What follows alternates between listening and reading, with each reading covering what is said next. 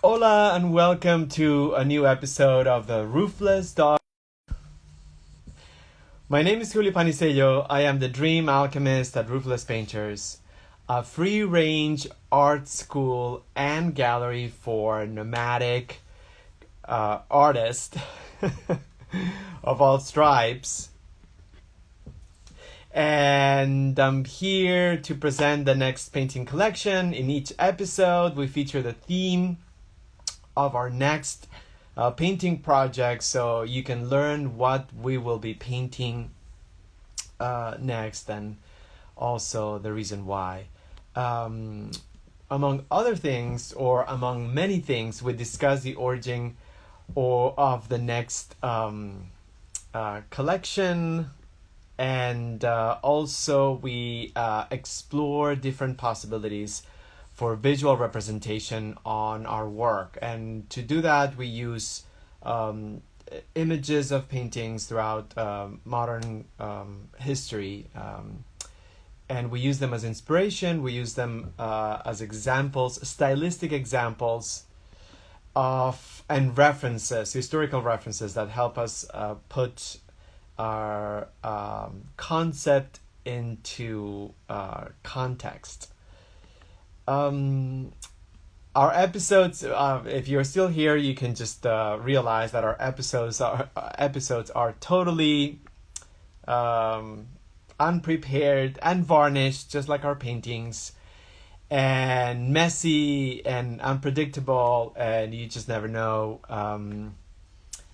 what we're gonna say and what's gonna happen. So just if there are any interruptions, please bear with us, because we're gonna take 15 minutes, 20 minutes of your time tops, and we're gonna show you some really cool paintings. So also you can find all the episodes on video format on Instagram and on our YouTube channel. And you can find them as podcasts as well in any podcast platform. You just have to type The Roofless Dog and Pony Show, and we will pop up. So you can find us on Amazon Music or Spotify or Apple Podcasts, essentially anywhere that you can listen to podcasts, and then you can fall asleep listening to the ramblings of each episode. You're welcome to contact us if you want to comment, or if you have information that you think is going to make this episode better, or any knowledge about something that we don't know that we should know. So please comment or send us a note, or let us know. So this week we are gonna change. We're gonna change theme because we've been doing portraiture and figure painting for a few weeks, and we just we miss doing still lives. And so this was in the back of our mind. We need to go back to objects. We need to go back to contemplating a scene from life. There's something very meditative and healing about just sort of like translating objects from life, as we know. And as we were deciding what kind of genre or story or concept we were going to tackle next, we came up, or we stumbled upon this amazing article on Art Review about a South Korean philosopher who I think now lives in Switzerland. His name is Byung-Chul Han. So he's a contemporary philosopher, and he published a book in German, called Non-Objects. It's a German word, translated non-objects. So the article is beautiful. We're gonna put a link on our folder and our newsletter, explaining the concept of this next painting collection. But essentially, he talks about we are moving away from a culture of objects to something that is non-physical, and that is creating all sorts of problems. So I'm gonna quote him, and also I'm just gonna read a couple of sentences from the person who wrote this article, Jacine Borchard. Anyhow, so he's saying that things are points of stability in life. Objects stabilize human life insofar as they give it a continuity. Living matter and its history bestow on the object a presence, which activates its entire surroundings. So this is sort of like the beginning of the article, in which he is trying to explain why objects are not mere static things that are around us, but they become physical anchors and provide stability. And I love that that idea of objects becoming these powerful tools that show us continuity, or affirm continuity in our own lives. So I think that's beautiful. Objects can develop almost magical properties. The digital order de-objectifies the world by rendering it information. It's not objects but information that rules the living world. We no longer inhabit heaven on an earth, but the cloud and Google Earth. The world is becoming progressively untouchable, foggy, and ghostly. And so moving from the importance of objects around us to the reason or the fact that the digital reality, it's just creating or taking us away from this physicality. And I think that's really beautiful. And I have two more highlights that I'm going to read, and I'm going to show you some examples of what we're going to try to achieve. But essentially, and this is the author of the article, information, on the other hand, does not illuminate the world according to Han. It deforms it, leveling the boundary between true and false. What counts is the short-term effect. Effectiveness replaces truth. Today we chase after information without gaining knowledge. We take note of everything without gaining insight. We communicate constantly without participating in a community. We save masses of data without keeping track of memories. We accumulate friends and followers without encountering others. This is how information develops a life form, inexistent and impermanent. So we thought this was absolutely beautiful, and we were so pleased to read a text or quotes by someone who affirms their existence based on physical objects, and decries the digital world as something that is essentially dehumanizing. So the idea will be to create or to translate still lifes around us. We're going to call this collection Cluttered Clusters. Cluttered Clusters. So the idea will be to just go around our environment and just maybe take pictures. I don't think it's, if you can just move your easel station nearby. But the idea would be to just paint a corner of our home or the place where we live, that it's not perfectly arranged, that has objects that have their own way of being there. Because there's something about planned still lifes or arranging still lifes that creates this sense of order and perfection.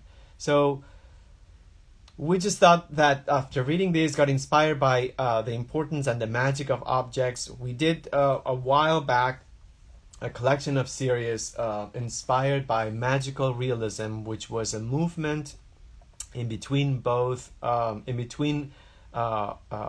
wars, the first one and the second one, in which artists were a little bit tired of subjectivism and individuality, and they wanted to actually focus on the object. So there was a trend that emerged in the 1920s in Germany, actually, to counter the emphasis, and I'm reading, counter the emphasis placed on individual subjectivity by earlier avant-garde artists. Magical realism focused less on biting social critique and more on explorations of the strangeness and incongruousness of existence. Often using exquisite detail and unusual perspective, the artist conveyed the wonder of observable reality. So we are building or connecting both concepts, this idea of objects having their own existence or reality, and then tracing it back to the magical realism movement in between the world wars. So we're going to bring some examples of they said cluttered clusters. So this is a painting of a still life by an Austrian artist.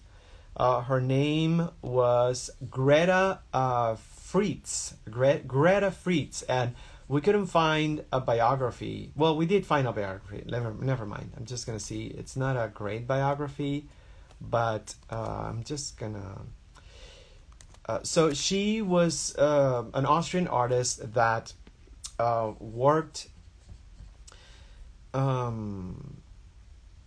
This was painted in 1936. 1936, just essentially the time sandwich between the two world wars.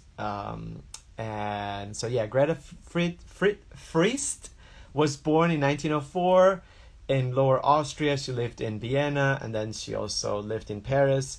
And she creates still lifes that are not excessively well put together. There's something about the abandonment of the objects that she's trying to translate, that feels as if the objects were actually respected in their physicality. And what we're going to try to do is to just take a snapshot of a corner of our house that doesn't feel organized at all. A cluster of objects that has been there, and it's not arranged to the max. It's not organized in a way that is trying to be presentable. It's sort of like it features almost a sense of abandonment or being left behind, a sense of, I wouldn't say chaos, but a sense of being suspended in time. I don't know if I'm making myself a mess, but being suspended in time. So it could be a photo of clothes not folded on our bed, or we've done the kitchen sink, but that could be another example of a still life that it's not arranged for the purposes of being painted. A pile of books on the floor, our shoes at the entrance of the house, just not being properly put together, or just the mail piling up on tables, or the remains of a meal somewhere, or a fruit that's getting spoiled and we haven't thrown in the trash yet. So some of these objects right here, this was titled Still Life with Shell and Image of a Saint. And some of these objects are not recognizable. There's something next to the image of the saint that I don't know. It looks like a slipper, a single slipper, but I'm not sure. There's a green, I think there's a bowl on the right of the painting, but there seems to be something dry inside, but I just don't know exactly what it is. And is that green thing in front of the bowl a fruit? It certainly looks like, but I'm not quite sure it is. So the idea of this collection, cluttered clusters, would be to just take a snapshot of a place, a corner of, or a grouping of objects on our home that hasn't been touched or arranged in order to be presented or as paintings or yeah. I'm just gonna move on to the next image and see. This is a David Hockney. This is a painting that he did on an iPad, and he did this painting. We're jumping from 1936 to 2011, and unfortunately this didn't crop well, but he just digitally painted the plugs and an iPhone getting charged and the process of being charged or getting charged, I'm sorry, and then a book, and then it's on the floor and you see the baseboard, and this is like a nocturnal image because I can detect that there's a lamp nearby and it creates sort of like a shadow on the left of the painting. And then there's this wire that doesn't show, that the image doesn't show, but there's a wire that it's totally twisting. There's like a it's not straightened or anything like that. So this is another hopefully good example of a cluttered cluster, a still life that it's not been touched in the sense that has been arranged in order to be presentable for anybody. We're going to jump back in time. Oh, this is another painting I forgot to mention or to bring this image. This is a painting also by Greta Friest. This was painted in 1938, and it's titled En Voyage or En Voyage. So it's a total mess. The title sort of like insinuates that this is perhaps a journey, but certainly this is not how you pack a bag, and I don't think this is ready to be taken to a car or a plane or anywhere, because there's so much stuff in the bag. It's spilling out with objects or exploding with objects that spill down on the floor, and there are toys, and I don't know if there is an egg. There's an eaten fruit. There's a shoe and a water bottle, and it looks like an apron. I can't really recognize exactly what the objects, all of the objects are. There's a card at the bottom corner, the bottom right corner. There's just a card right there. And it looks like behind my screen, you can see a piece of cardboard that has been pinned on the wall with a message. So there's a lot of symbolism here, obviously. But this is another example of a cluttered cluster. This will be another tongue twister of a title for our painting collection, Cluttered Cluster. So another example of that. And then this is sort of like not exactly, but we couldn't resist featuring this painting just because we love the artist, and he was considered a magical realist, but he did more than that. So this is going to be the toughest episode to present, just because all the names that we have are so challenging. his name is Tsuguharu Fujita. Tsuguharu Fujita. He was Japanese-born, but French painter, Japanese-French painter. He was born in Tokyo, and he is known for applying Japanese ink techniques to Western style painting, or rather, I'm just reading, but it's not Western style, Western subjects, I should say. He has been called the most important Japanese artist working in the West during the 20th century, and I'm gonna finish the sentence, that nobody knows about. So there are a lot of self-portraits of him with his cats, and he was very important because he contributed to art history or painting history in a very genuine way, but unfortunately he just didn't make the Taschen books, I guess. This painting, it's called Couturier Cat. Again, it's just the words are being very difficult today for me. So you'll like to know this.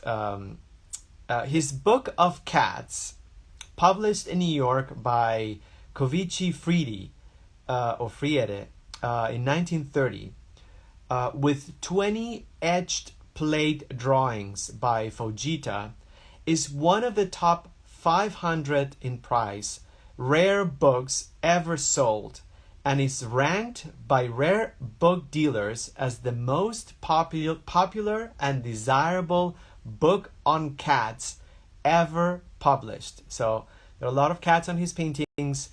We brought this image because of the still life on the table. There is something about the objects that they feel non-arranged or not necessarily composed in a precise way. There is something mischievous about that, and also conceptually this gets enhanced by the idea of this kind of like peekaboo figure of a cat just looking over the table. Just gonna bring another image of hopefully an example of, of a cluttered cluster. This is maybe just a conceptual example because stylistically this is just nuts. But this is another painter that should have been more well known, and maybe some people watching this know this painter more than us. But Ivan Albright. This was painted in 1973 to 1974. He was famous or infamous for sometimes taking years to finish his work, but this one took only 1 year. He was also a philosopher in the way he titled his work. He liked to play with words and just use titles as a way of sort of like cranking up that conceptual wheel another notch. So the title of this, and this is a still life, is "Pray for This Little Ones. Perforce They Live Together," by Ivan Albright. And it was really wonderful to know this artist later in life, because I remember watching one of the Dorian Gray movies, Portrait of Dorian Gray. I think it was in the 70s. I don't remember the exact time. But the final scene in that Dorian Gray movie was a painting by Ivan Albright. At the time I was a kid, I didn't know who that person was, and I thought that was just so horrible and grotesque, and that was the whole thing of the movie, to make you feel like, the monstrous aspect of the portrait. And then later, I rewatched that movie many times, but still, I didn't make the connection between that painting and somebody's body of work. Well, guess what?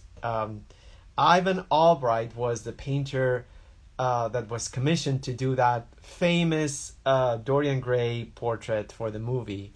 And if you have watched the movie and you remember the painting, then you will forever remember, hopefully, Ivan Albright. So he was born in 1897, and he lived until 1983. And he was most renowned for his self-portraits, character studies, and still lifes. I can recognize some elements on this still life. I think there's a tomato, there's a rose, there is I don't know. I need to spend some time. There's a fork, there's a shell, and there's a bunch of stuff that I don't recognize. So this perhaps would be the best stylistic example of what we conceptually are trying to paint this week. A cluttered cluster. So again, a photograph mostly. I think we're gonna paint. We're gonna use photographs. Take a picture. Don't touch anything. Don't clean anything up. Just hunt or go on the hunt for areas, objects, clusters around you that you haven't touched in years, and you see them every day, but they're still there. They're they haven't moved. It could be a pile of canned food that we bought in March 2020 and we haven't used yet, or maybe you have some leftover toilet paper rolls from the shopping binge that we went through at the beginning of the pandemic, and we haven't used all those rolls yet, or I don't know, it could be something by your bed. The bedside table, it's usually a good spot to find clutter. I'm not saying take a picture under your bed, but in this household, there's a bunch of stuff there that it's probably growing roots right now, and we will never be able to remove. Beds are a perfect example of clutter heavens or havens.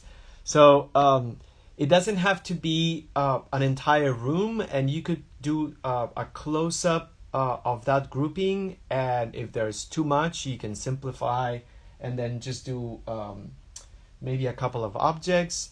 But the idea is just I'm reading the comments. Yes. One day. I'm too embarrassed. By the way, thanks for just being here for this long time, all this time. But anyhow, I think this is it. We hope you enjoy the presentation. And please join us tomorrow. This has been a really challenging episode to sort of present, just because the names and the cluttered clusters title, I think I'm getting a little bit better pronouncing it. $20. We're doing it tomorrow live, but it's getting recorded, so you can just also register and watch it another time. And then the last hour, the third hour, we exchange ideas and talk about the experience of doing it, and we provide opportunities to continue the process, the painting, beyond the class. So it's always fun and interesting, and we hope you join us. And by the way, this is the first time we're gonna mention this. We're gonna put it in the newsletter on Monday, but we are going to be painting at the rooftop of the Ace Hotel in downtown LA, and we're only gonna have 4 available easels. So we got the approval this week, and we're excited to add another in-person painting location next week. So just look for the link. We're going to post it soon today, and then we're going to send an email as well. But that's all we have to say. Thank you so much, and appreciate you guys that are here. This is incredible and amazing, and we are so thankful, and we'll see you soon. Bye, everyone.